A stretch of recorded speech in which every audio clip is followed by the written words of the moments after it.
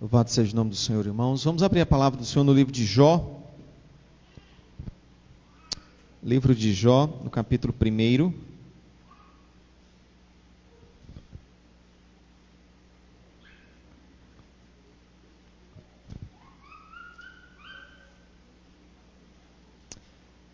Como é bom nós podermos louvar, nós podemos adorar ao Senhor, Deus de promessa, Deus de aliança, um Deus fiel à sua palavra, fiel à sua aliança que Ele fez conosco. E a fidelidade de Deus, irmãos, não depende exclusivamente da nossa resposta, porque se dependesse de nós, nós estávamos perdidos. Mas Deus é fiel a Ele mesmo. Quando Ele disse que iria abençoar Abraão, abençoou. Quando Ele prometeu que iria tirar o povo do Egito, o povo de Israel do Egito, Ele tirou. Quando Deus prometeu abençoar a Moisés, Ele abençoou. E assim Ele cumpre cada uma das suas promessas. Louvado seja o nome do Senhor. Jó no 1º capítulo, uma história que todos nós conhecemos, mas leiamos aqui do versículo 6 ao versículo de número 12. Jó, capítulo 1, do versículo 6 ao versículo de número 12, e que o Senhor nos abençoe. Nós queremos meditar sobre o grande conflito, este conflito que ainda vivenciamos hoje, mas que terá um fim. Há uma promessa, há uma certeza plena de uma vitória sobre todo tipo de força maligna que se levante contra a igreja do Senhor Jesus. Verso 6, ele diz: num dia em que os filhos de Deus vieram apresentar-se perante o Senhor, veio também Satanás entre eles. Então perguntou o Senhor a Satanás: de onde vens? Satanás respondeu ao Senhor e disse: de rodear a terra e passear por ela. Perguntou ainda o Senhor a Satanás: observaste o meu servo Jó? Porque ninguém há na terra semelhante a ele, homem íntegro e reto, temente a Deus e que se desvia do mal. Então respondeu Satanás ao Senhor: porventura Jó debalde teme a Deus? Acaso não o cercaste com sebe, a ele, a sua casa e a tudo quanto tem?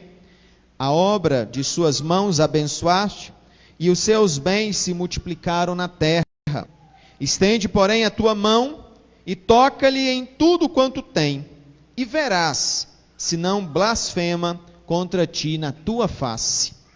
Disse o Senhor a Satanás: eis que tudo quanto ele tem está em teu poder, somente contra ele não estendas a tua mão. E Satanás saiu da presença do Senhor. Amados irmãos, nós acabamos de ler no início do culto o texto de Apocalipse, no capítulo 12, que narra esta grande batalha, dizendo: houve sim uma batalha nos céus. Miguel e os seus anjos pelejaram contra o dragão, a antiga serpente, Satanás, o diabo sedutor das nações. Pelejaram e venceram.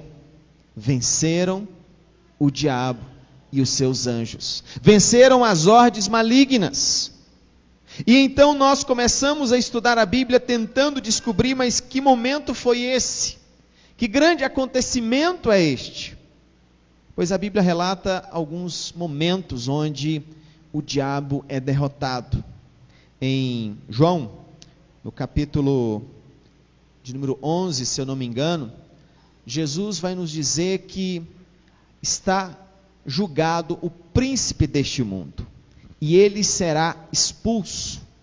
Uma referência à morte de Cristo na cruz e à sua ressurreição, como sendo um momento histórico no qual Satanás perderia a influência que ele tinha sobre a raça humana.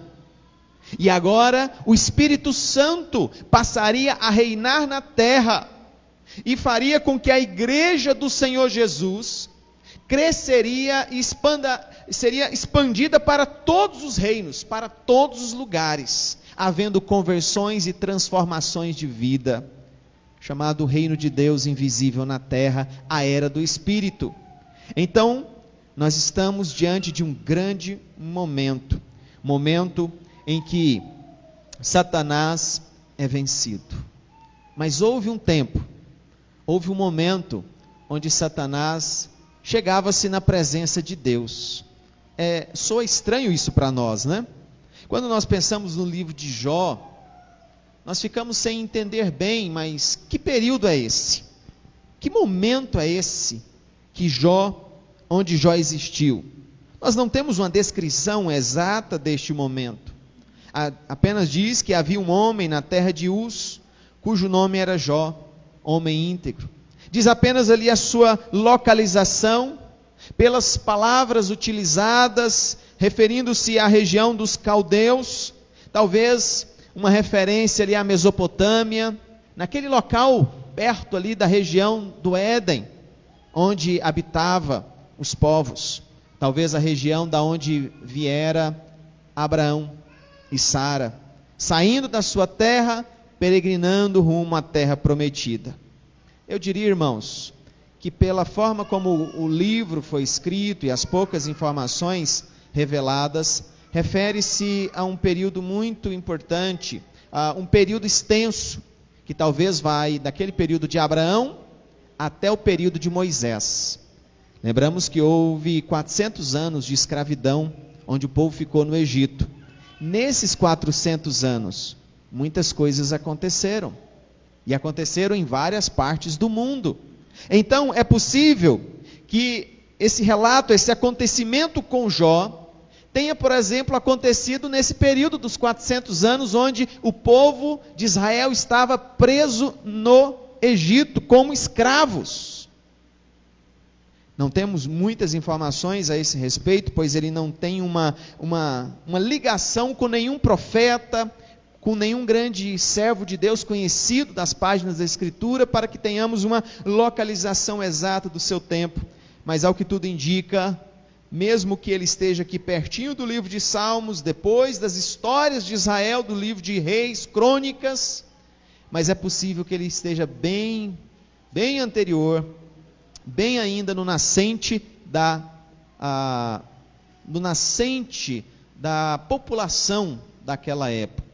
Por isso eu digo, talvez ali nesse período onde o povo de Israel estava no Egito, que a lei ainda não havia sido dada, que as pessoas ainda não conheciam verdadeiramente o Deus de Israel, ainda tudo estava se formando. Diz então o texto que num daqueles dias que os filhos de Deus vieram apresentar-se perante o Senhor, e aqui muito provavelmente os anjos, num local celestial, eles se apresentam diante de Deus, veio também Satanás entre eles. O termo Satanás aqui no hebraico é Satã, que tem o significado de acusador, aquele que acusa, ou também de promotor, aquele que tem uma queixa contra alguém e ele então vai acusar uma pessoa. Satã é o termo hebraico, referindo-se ao nome, mas mais do que ao nome, refere-se à função dele, como acusador, aquele que vem para acusar. E não é justamente isso que acontece. Interessante que Deus chama a atenção de Satanás, dizendo: olha, você viu meu servo Jó? Veja que elogio maravilhoso que Deus faz. Um homem íntegro e reto, temente a Deus, que se desvia do mal. Então, Satanás faz uma pergunta que poderia muito bem incomodar Deus. Satanás então diz: olha, porventura Jó em vão teme a Deus? O que Satanás estava dizendo? Porventura Jó, ele teme ao Senhor sem receber nada em troca? Claro que não, Senhor. Veja bem, o Senhor o abençoou tremendamente. Ele é rico, próspero, ele tem tudo, tem uma família abençoada, tem prosperidade aos montes, é a pessoa mais importante da sua região. Ora, qualquer um ia temer ao Senhor desta forma. Veja a tese levantada pelo diabo aqui, por Satanás, A tese levantada pelo diabo para Deus é que Jó temia ao Senhor porque Deus havia lhe dado bens. Deus havia lhe dado uma família. Deus havia lhe dado saúde. Era um homem que tinha saúde, tinha bens, tinha riquezas. Então, Satanás estava dizendo para Deus: é tudo o que ele tem, e você vai ver que ele vai blasfemar do Senhor na tua cara, na tua face, no teu rosto. É assim que ele vai agir. Irmãos, talvez a gente possa tentar imaginar a declaração de Satanás nesse momento. Milhares de anjos. Satanás vem e fala algo arrogante como esse. De repente um silêncio nos céus. Os anjos, um toca no outro e diz: o que Deus vai falar agora? O que Deus vai fazer agora? Olha só, colocando Deus na parede. Quem ele pensa que é? Vamos pensar os anjos, né? Discutindo essa situação. O que Deus vai fazer? Alguém mais afoito, um anjo mais afoito dizia: não, eu tenho certeza que Deus vai trazer um relâmpago, um raio, vai trucidar de Satanás, que ele vai sair correndo daqui. Ele que não volte aqui nunca mais. Muitos falando, então Deus quebra aquele silêncio dizendo: eis que tudo quanto ele tem está em teu poder. Somente contra ele não estendas a tua mão. Amados, veja que situação tão difícil naquele momento que eu vejo para Deus. Porque Deus coloca em xeque a sua santidade e joga a responsabilidade para cima de Jó, confiando que Jó iria permanecer fiel, mesmo se ele perdesse tudo. Naquele momento, havia a possibilidade de uma guerra entre Deus e Satanás. E sabe quem iria sair vencedor facilmente? Deus. Deus iria sair vencedor daquela batalha. Mas naquele momento, Deus traz um desafio muito maior para o diabo, dizendo: olha, pode tirar tudo, que ele não vai blasfemar, porque ele me ama, não pelos bens, não pela família, não pela sua saúde, mas ele me ama porque ele me conhece, ele sabe quem eu sou. Olha só, os anjos todos olhando e vendo aquilo e dizendo: e agora? O que vai acontecer? Amados, nós conhecemos a história. Parece que Satanás sai enfurecido, pronto a colocar em xeque ali a sua tese, pronto a colocar aquilo que ele havia afirmado para todos, dizendo: olha, Deus só é amado porque Deus abençoa os seres humanos com prosperidade e riqueza. E o que o inimigo faz? Num único dia, começa a destruir tudo o que Jó tinha, trazendo fogo, queimando todos os seus animais, trazendo os caldeus para roubar todos os seus animais. E se isso não fosse pouco, Satanás vem e tira também os seus filhos.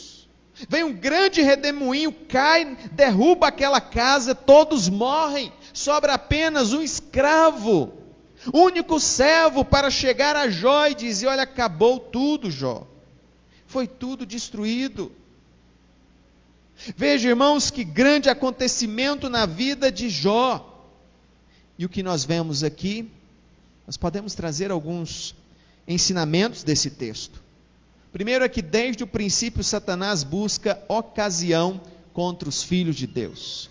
Desde o início, Satanás tenta prejudicar os filhos de Deus. No versículo 6, há essa reunião, esse encontro, o diabo. E alguns dizem que pela construção do texto aqui, ele não era uma visita bem-vinda, mas ele foi. Ele quis ir para estar ali espreitando como um acusador. 1 Pedro capítulo 5, versículo 8, vai nos dizer que o diabo ali ruge como um leão, rodeando-nos, procurando uma brecha, uma oportunidade, um momento para atacar. Encontrando essa brecha, ele penetra e ele destrói. E ele estava ali diante de Deus, como seu nome diz, Satã, no hebraico, um acusador.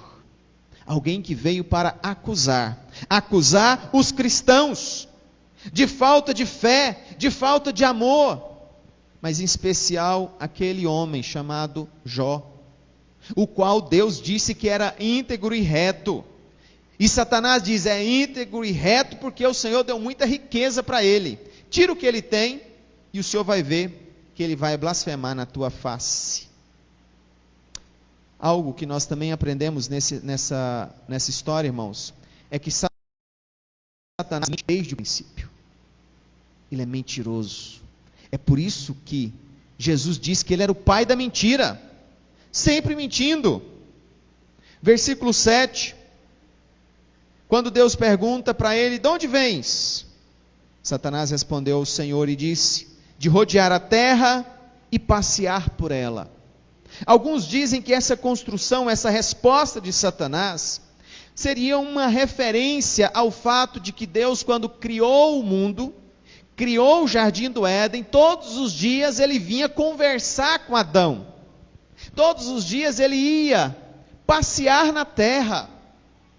Ele ia visitar o seu filho Adão, sua filha Eva.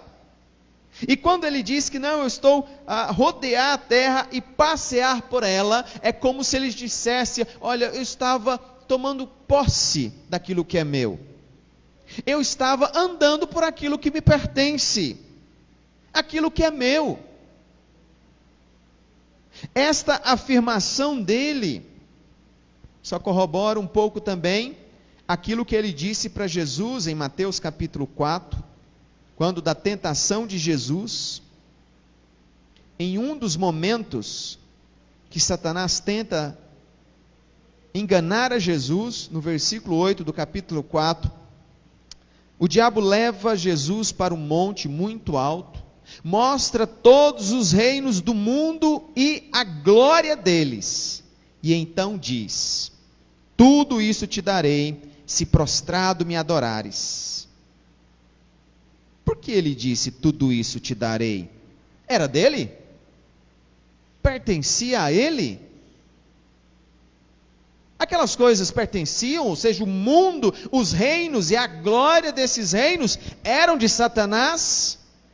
Não, irmãos. Não eram de Satanás. Mas ele se via como dono dessas coisas, como proprietário. E a própria Bíblia vai dizer que o mundo jaz no maligno, no sentido de que, de fato, o mundo tem essa influência maligna. E até o período da vinda de Jesus, parece ao que tudo indica, Satanás tinha uma grande liberdade de agir no mundo e na história do mundo. Quando você pensa no mundo daquela época, a sua imensidão, mas havia apenas um único povo, o povo de Israel que adorava ao Senhor, que conhecia a Deus. As outras nações, todas elas estavam debaixo da autoridade, entre aspas, ou do domínio de Satanás. Satanás as enganava, cegava, e não deixava que elas conhecessem o amor de Deus, impedia de todas as formas e de todos os meios. Mas Jesus sabia muito bem que se tratava do pai da mentira, que sempre mente para poder enganar. Aquilo que não é dele, mas ele se faz por dono, para poder enganar as pessoas, para poder prometer glórias e riquezas, não pertence. Tanto é que depois Jesus vai declarar em alto e bom som que estava chegando o fim daquele que até então dominava o mundo, entre aspas. Ele seria expulso. E na morte de Jesus na cruz, Satanás é aprisionado e o seu domínio se torna restrito. Agora, o Espírito Santo está no mundo. Agora o Espírito Santo está fazendo uma grande obra no mundo, transformando o mundo, abençoando o mundo, convertendo pessoas em todas as nações, em todos os lugares, para que possam amar a Deus, independente daquilo que Deus possa dar para cada um. E interessante que no versículo 11 de Jó, capítulo 1, Satanás faz uma declaração que chama atenção. No versículo 11 ele diz: estende, porém, a tua mão e toca-lhe em tudo quanto tem. Sabe o que Satanás está reconhecendo nessa declaração e que muitos não reconhecem? Satanás declara que nenhum mal pode vir sobre quem quer que seja, se isso não for da vontade de Deus. Mesmo ele sendo o Satanás, o diabo, ele não poderia tocar na vida de Jó. Ele não poderia fazer nada contra Jó. Por isso é que ele declara: estende, porém, a tua mão. Nenhum mal poderia vir sobre quem quer que seja, se Deus não permitisse. E uma vez Lutero, grande reformador da igreja, ele chegou a dizer que o diabo é um cachorro, uma fera numa coleira. Só vai até onde a coleira permite, porque tem um dono que está segurando o diabo, que está segurando esse animal. Por isso ele diz: estende, porém, a tua mão e toca-lhe em tudo quanto tem, porque ele sabia que ele mesmo não poderia tocar, mas ele incita Deus. As orações, ele incita Deus dizendo: olha, Jó ama o Senhor porque o Senhor deu tudo para ele, riquezas, glórias e honra. Se Jó era íntegro e reto, verdadeiramente, como Deus disse, então, mesmo se Jó perdesse tudo, ele continuaria fiel a Deus. E assim, Deus aceita provar para Satanás, de uma vez por todas, que um ser humano poderia amar a Deus exclusivamente pelo seu caráter, e não pelo acúmulo de bens ou prosperidade que essa pessoa poderia ter. Deus aceita esse desafio, para mostrar ali para o diabo aquilo que ele não foi. Porque muito provavelmente uma das coisas que precipitou a condenação do anjo de Deus, que era um anjo de Deus e foi precipitado à terra como um demônio, como um acusador dos filhos de Deus, foi porque ele não amava a Deus e quis ser igual a Deus ou superior a Deus, mais importante do que Deus. E por causa disso ele precipitou-se abaixo. E Deus quis mostrar para ele que há sim seres humanos, homens ou mulheres, que podem amar a Deus, não por aquilo que Deus pode oferecer, mas por aquilo que Deus é, por quem Deus é. Se Satanás foi um dia um anjo bom, ele acreditava que nenhum ser humano poderia ser bom a tal ponto de perder tudo e continuar temendo ao Senhor. Ele jogou todas as fichas: eu vou ganhar. Eu vou ganhar porque eu tenho certeza que se Jó perder tudo, ele vai blasfemar de Deus. Ele vai blasfemar de Deus. Amados, a situação vai se tornando cada vez mais gritante, porque ele perde o primeiro desafio. Mesmo tirando tudo de Jó, Jó não blasfema contra Deus. Veja o versículo 22 dizendo: em tudo isto Jó não pecou, nem atribuiu a Deus falta alguma.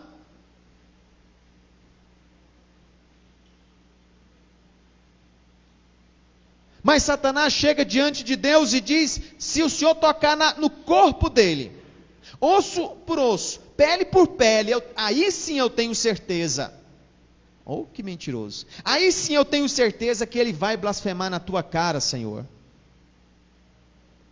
E Deus então permite algo tão grandioso que assim acontecesse. O inimigo então vem e toca no corpo de Jó, ferida após ferida em todas as partes, úlceras saindo por todo o seu corpo. O corpo dele fedia tanto que os seus amigos não conseguiam aproximar-se, que quando o viu pela primeira vez, ficaram atônitos. Como que algo tão horrível pode acontecer com uma pessoa que há pouco tempo atrás era tão rico, tão próspero? Como que uma tragédia dessa pudesse acontecer dessa forma? Amados, a pressão era tão grande que a esposa de Jó chegou para ele e diz: ainda conserva a tua integridade? Amaldiçoa a Deus e morre, Jó. Versículo de número 9. Isso, meus irmãos, porque naquela época a sua prosperidade era vinculada diretamente ao Deus que você servia. Era vinculado diretamente, as pessoas entendiam isso. Pois quando alguém se dedicava a servir um determinado Deus, eles tinham plena esperança de que aquele Deus proveria todos os seus recursos, as suas plantações, as suas crias, os seus animais iriam multiplicar-se. De repente tudo desaba, enfermidade, a miséria abate Jó. Era um sinal de que o Deus de Jó não pôde protegê-lo. Era essa a mentalidade de todos e a mentalidade também da mulher de Jó. Mas veja o que Jó diz no verso 10 do capítulo 2. Falas como qualquer doida? Temos recebido o bem de Deus, e não receberíamos também o mal? Temos recebido o bem de Deus, não receberíamos também o mal? Essa é a cosmovisão, a visão de Deus. A plena consciência de alguém que se dá, entrega coisa boa, proporciona coisas boas, era também alguém que tinha autoridade para trazer até coisas más, mas que isso não iria afastá-lo do seu amor por Deus. E o texto então declara: em tudo isto não pecou Jó com seus lábios. E aí, irmãos, nós vamos ver que esse período é um período longo, difícil. Decorre-se o 3º capítulo, o 4º, 5º, 6º, até o capítulo 40. O registro do homem que sofreu horrores nas mãos do diabo. Sofreu, e ainda os seus amigos acusando Jó de ter cometido algum pecado. E o último princípio que nós podemos tirar dessa situação é que Jó foi capaz de honrar a Deus diante de todo o exército de anjos no céu, dos demônios na terra, apenas pelo que ele tinha ouvido falar de Deus. Vemos aqui no capítulo 2, versículo 10, a fidelidade de Jó a Deus. Mas veja no capítulo 42, versículo 5, no final, quando ele vai resumir a experiência que ele teve com Deus, ele diz: eu te conhecia só de ouvir, mas agora os meus olhos te veem. Ou seja, irmãos, se ele foi capaz de ser fiel ao Senhor quando perdeu todas as coisas, quando o diabo lhe tirou a saúde, quando o diabo tocou até mesmo na sua esposa para dizer: amaldiçoa a Deus e morre, Jó, para de tentar continuar vivendo, homem. E os amigos chegam para Jó e dizem: você pecou, Jó, você deve ter cometido uma coisa grave, confessa o teu pecado, Jó. Jó refletia e pensava e dizia: mas eu não pequei em momento algum. E lá no capítulo 19 ele expressa a sua esperança ainda de ter a sua saúde de volta, dizendo: porque eu sei que o meu Redentor vive, e por certo, em algum momento se levantará sobre a terra. E quando ele vai resumir toda essa experiência com Deus, ele vai dizer: eu te conhecia só de ouvir. Ou seja, irmãos, tudo que motivou a fidelidade de Jó até aquele momento foi pelo que ele havia ouvido de Deus. Por aquilo que ele havia ouvido de Deus. A partir sim dessa experiência é que ele diz: mas agora os meus olhos te veem. Aonde que Jó viu Deus? Senão no sofrimento. Jó viu Deus no sofrimento, na angústia de ter perdido tudo, mas saber que ainda era amado de Deus, manteve a sua fé. Ou seja, Jó deu testemunho diante de todo o exército dos anjos, diante de todos os demônios que caíram no chão envergonhados, porque perceberam que ali estava alguém que demonstrava claramente que um ser humano pode amar a Deus verdadeiramente sem ser pelos bens, pela prosperidade, pelas riquezas, ou por qualquer outra coisa que possa vir sobre a vida dele, mas ele ama a Deus, ele pode amar a Deus de todo o coração. Sim, é possível. Deus falou com Jó do meio de um redemoinho, irmãos. Deus questionou ainda a fraqueza de Jó, mas Deus fez de Jó um homem forte, um homem ainda mais temente ao Senhor. E eu tenho certeza de que Jó não estava preocupado com seus bens, com as suas riquezas, depois de tantas coisas maravilhosas que ele havia vivenciado com o Senhor. Deus o curou, Deus deu autoridade a Jó para abençoar os seus amigos, para interceder pelos seus amigos. Deus prosperou novamente a vida de Jó em dobro, dando tudo que ele havia perdido em dobro, e dando filhos novamente para Jó, abençoando aquele casamento, abençoando aquela esposa, que certamente se rendeu à grandeza de Deus, ao ver a cura de Jó, e saber de tudo aquilo que Deus falou com Jó, através do sofrimento. A vida de Jó foi transformada, irmãos. E para concluir, nós precisamos refletir um pouquinho em toda essa história. A experiência de Jó não pode ficar no passado, como se não tivesse nada a nos ensinar no presente. Ele não sofreu à toa, ele não viveu aquela amargura, aquela dor à toa, mas ele viveu tudo aquilo para que a sua história ficasse registrada, para que a nossa fé fosse fortalecida todas as vezes que nós lêssemos a sua história, ou ouvíssemos a respeito da sua vida, que conhecêssemos mais a Deus e a sua grandeza. Jó viu Deus pelos olhos do sofrimento. Por aquilo que ele vivenciou no sofrimento, ele conseguiu ver quem era Deus, a sua misericórdia, o seu amor. E quando nós olhamos para aquilo que Deus fez, aprove a Deus que em seu próprio Filho, ele sofresse toda a punição, todo o sofrimento, toda dor, para que nós pudéssemos ser salvos, para que nós pudéssemos ter proximidade com Deus, para que nós pudéssemos ser aceitos por Deus. Então a punição pelos pecados foi imposta ali em Jesus, e ele aceitou o sofrimento, para que nós pudéssemos ter vida, e não precisássemos passar por sofrimento como Jó passou. O Espírito Santo em nós agindo,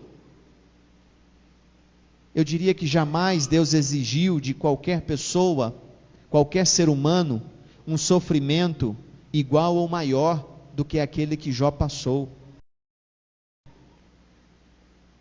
Aquela experiência foi única, para servir de testemunho a nós e apontar para Jesus Cristo, o Filho de Deus, que um dia viria para sofrer na cruz por nós, para que Ele fosse então o nosso libertador. Que nós não precisássemos sofrer coisas terríveis para encontrar a aprovação de Deus. Jesus conquistou a nossa aprovação. Ele conquistou a nossa aprovação. Fomos aprovados em Jesus Cristo. Agora, o sofrimento é para nós hoje uma forma de nós parecermos com Cristo, ou nos aproximarmos de Cristo, ou trilharmos o caminho que Cristo trilhou até a glória, assim como Ele conquistou a glória, assim como Ele subiu aos céus, assim como Ele venceu, nós também venceremos. E o sofrimento que nós passamos hoje aponta para Cristo, aponta para a esperança, a bendita esperança, porque Ele venceu, nós também venceremos. Deus destruiu as obras de Satanás pelo seu caráter, mostrando para Satanás que sim, alguém poderia amar a Deus, sem ser motivado por riquezas, bens, prosperidades ou coisas dessa natureza. Na integridade do coração é possível amar a Deus. E aqui um grande desafio para nós, irmãos: o quanto nós amamos a Deus, qual a intensidade do nosso coração, o quanto nós estamos dispostos a abandonar por amor a Deus, o quanto nós estamos dispostos a seguir o caminho de Jesus por amor a Deus, qual a dedicação que nós vamos ter, qual a responsabilidade que nós vamos criar, qual o desafio de fé que nós vamos assumir. Eu não sei, Deus vai falar comigo de uma forma, mas vai falar com você de uma forma diferente. Como se dissesse: mostra-me o quanto você me ama. Mas louvado seja o nome do Senhor, que Ele não vai exigir de nós uma situação como exigiu de Jó. O Espírito Santo está conosco. Quando nós oramos e clamamos e nos arrependemos e pedimos perdão, Deus nos abençoa. É um privilégio grande demais, irmãos, que é possível hoje, nessa época na qual nós vivemos. Então nós devemos aproveitar esse grande privilégio que temos, de ter um Salvador, que morreu na cruz por nós. Naquela época Jó nem pensava nisso, e ele teve que passar por uma grande provação, entre aspas, sozinho. Mas hoje nós temos o Espírito Santo. Hoje nós temos o poder de Deus para nos abençoar. O quanto você ama a Deus, o quanto você está disposto a ser grato a Deus, o que você está disposto a fazer com a tua vida, como você vai viver diante do Evangelho de Deus. Se Deus está te chamando, o que você está disposto a fazer por Ele? Você está disposto a abandonar a vida de pecado? Você está disposto a buscar a santidade diante do Senhor? Você está disposto a buscar a dependência da palavra do Senhor? Você está disposto a mergulhar no livro sagrado, a conhecer o livro sagrado, a ler, a depender do Senhor cada vez mais, conforme Ele ensina nas Sagradas Escrituras? Ou você ainda vem à igreja ou assiste uma live pela internet apenas como um hobby, como um passatempo, porque não tinha nada melhor para fazer? Eu espero que você realmente esteja disposto, que o Espírito Santo toque profundamente no teu coração, para que hoje seja um momento de transformação, mudança, de compromisso com o Senhor e dizendo: eu quero servir a Deus, eu quero amar mais a Deus, eu quero me entregar mais a esse Deus, eu quero amar ao Senhor pelo seu caráter, não por aquilo que Ele pode me dar, não pelos bens que Ele pode me fornecer, não pela proteção que Ele pode me dar, não pela família que Ele pode me dar, mas por quem Ele é. Eu quero amar ao Senhor por isto. É um passo de fé, irmãos. Você amando a Deus verdadeiramente. Se esse é teu desejo, coloque-se em pé neste momento. Vamos orar, vamos clamar ao Senhor.